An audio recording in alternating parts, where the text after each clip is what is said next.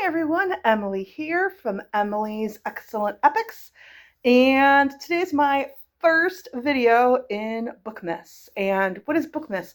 So some people do it as vlogs. I don't really do vlogs because I don't know how to edit.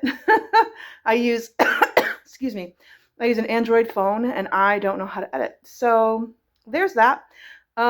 So I don't do vlogs, but this Bookmas is I in years past I can speak. A couple of years ago I did Bookmas where I posted a video a day. And those videos were pretty intense. Like I did bookshelf tours, I did a tour of my Christmas tree, tour of my Christmas decorations. I did an advent calendar unboxing. What else did I do? I don't know.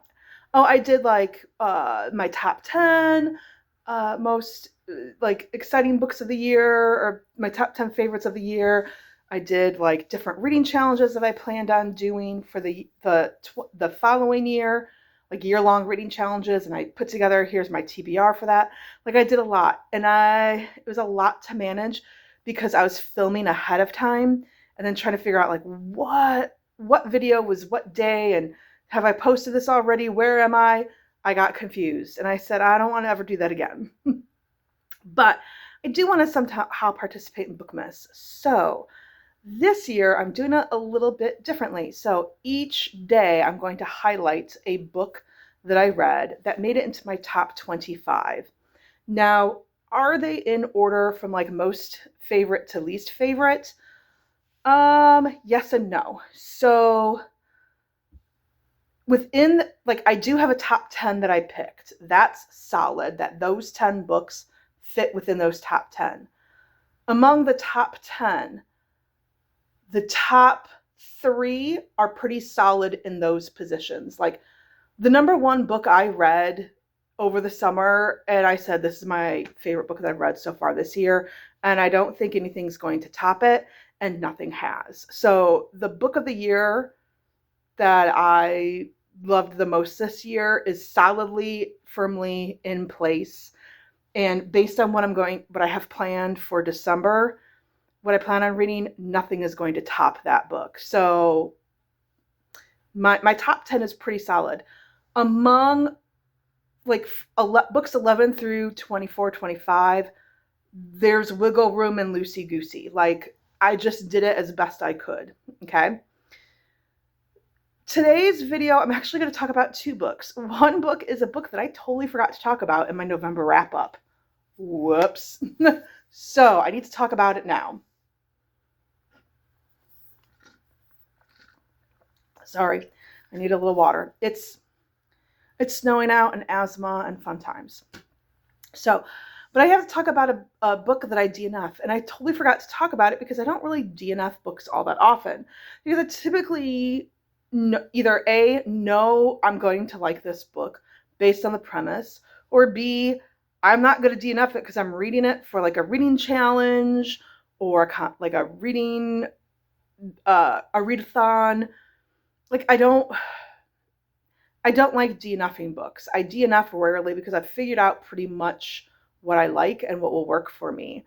And even if I give it like a 2-star in the end, there were moments where I was like, I think this could redeem itself. I think it could redeem itself, and then it doesn't. But this one, I was just like, there's no redeeming.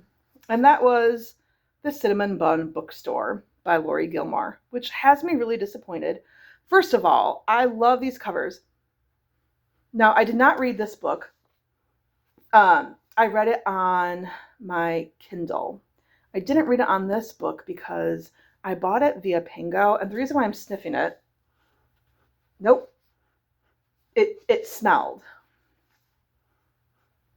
when I first bought it. It doesn't smell as bad as when I first bought it, but when I first bought it, it smelled really bad.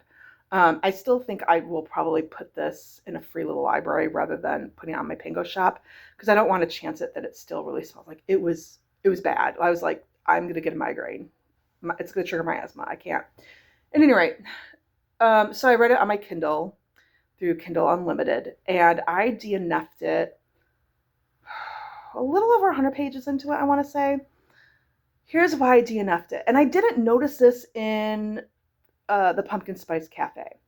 But in this book, this follows Hazel, who owns the bookstore, and Miles, I want to say his name is. Noah.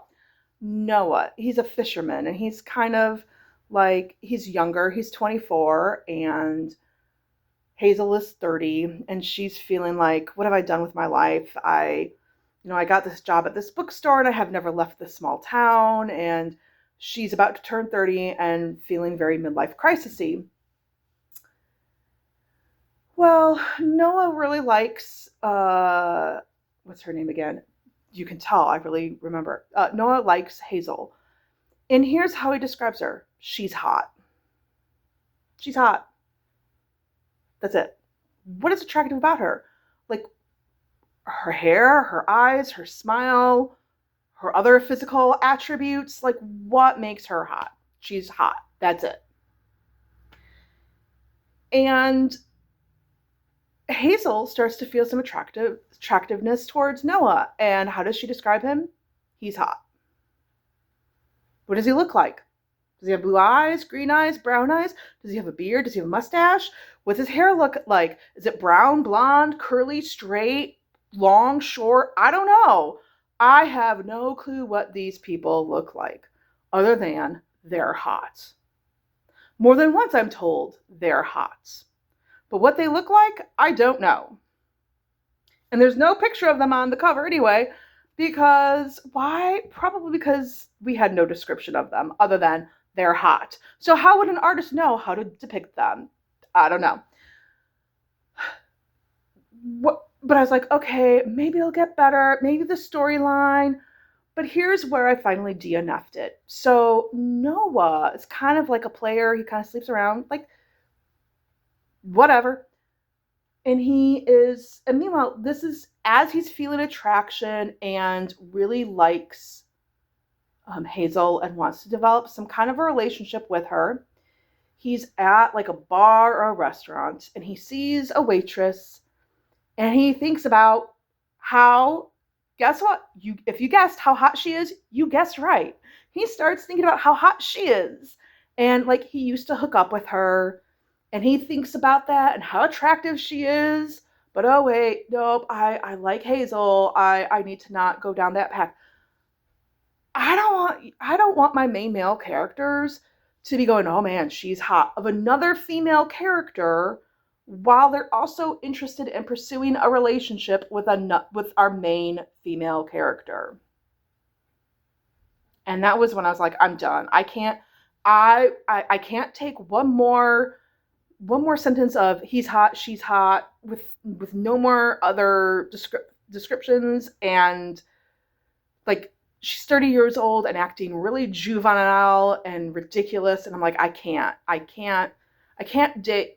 take 30-year-olds acting like college students anymore in books. Like, can we age them appropriately? Like, this is ridiculous. And that is why I said I'm done, which makes me really nervous because I bought the special edition of the Christmas Tree Farm because it was just so pretty. So I'm really hoping that book works for me, because otherwise I'm out that money. Sorry, I gotta blow my nose. So, thank you for listening to my mini rant. Let's now talk about book number 25 of the top 25 books that I read. Okay, now here are the criteria rules for this. I could not choose a reread, which I was like, oh my gosh, I actually reread more books than I thought I did. Like, I've read, like, of the books that I still kept that did not go in my Pango shop, I reread like 8 to 10 books this year, which I was like, holy cow. So that's 10% of the books that I read this year. So it couldn't be a reread. And then I also did not, like, if I read books within a series, I didn't want to talk about the same series more than once. Okay. So technically this book, it was a reread, but I'm using it because I reread this 34 years ago. That's crazy to say. But that would be You Can't See What This Is. That's To Kill a Mockingbird by Harper Lee. I read this 34 years ago. Now, would I say, and I read this my freshman year of high school, and it was pretty canonical for high school freshman English classes for years and years and years. Would I say that this should be taught in school? No. I think there are other books that do a much better job that have been written and deal with racism in a much more sensitive and that actually deal with it. But do I regret my reading experience of this book? No, I'm glad I reread it. If you're not familiar with To Kill a Mockingbird, this is the story of Scout Finch. She is raised in the South with her older brother Jem, and she has a childhood friend that visits every summer, Dill, and it's a coming of age story. And it's in like the 1935 Alabama. And her father, Atticus Finch, is a lawyer, and he is a public defender. And he is told by his boss, you're going to defend this man, Tom Robinson, who is accused of SAing a white woman. And so there's that, the racism that the town has about this case. And there's also a coming of age story. Like, there's this mysterious neighbor named Boo Radley who never comes out of the house. It's kind of like this, like, kind of ghost story, eerie. Like, what is this deal with this neighbor? Okay. And was it progressive for the time that this was written? This was written in 1960. Yes, it was, because here we have our Atticus Finch, who's a white lawyer defending a black man, and who says, it doesn't matter the color of his skin, he deserves a fair trial, and I'm going to represent him to the best of my abilities, because this is how our justice system works and should work. I should say, should work. Was Atticus Finch racist? Yes, he was. Was Scout racist? Yes, she was. Does this book use the N-word quite frequently? Yes. So was this book progressive for the time period that it was written? Yes. Is this progressive for today's audience? No way. And so that's why I say, like, if you're wanting to read a book that deals with racism in the South during this time period, I would say read something written by a more modern author, and also read in own voices. I think it's important to read own voices, and I need to do. I say this. I need to do a better job. But is this an important piece of literature within the span of American literature, and what is like canonical, like literature that has made an impact on literature in America? Yes, this does have an important place in that. But I think I personally would not choose to teach this in school today, simply because I teach in a very diverse school system, and the use of that N-word, it's a lot, and I don't want to do that to my students and put them through that. So that is book number 25. Thank you so much for watching, and as always, I appreciate comments down below. If you're not sure what to comment, we had about 9 inches of snow on Saturday, and it is snowing now. We're expected to get 1 to 3, or 2 to 4, or 3 to 5 inches of snow. Who knows how much snow we're going to get, but we're going to get snow. It's a guarantee that we're going to get snow because it's snowing right now. So if you're not sure what to comment, leave a snowflake comment down below or snowman. And thank you so much for watching. Bye.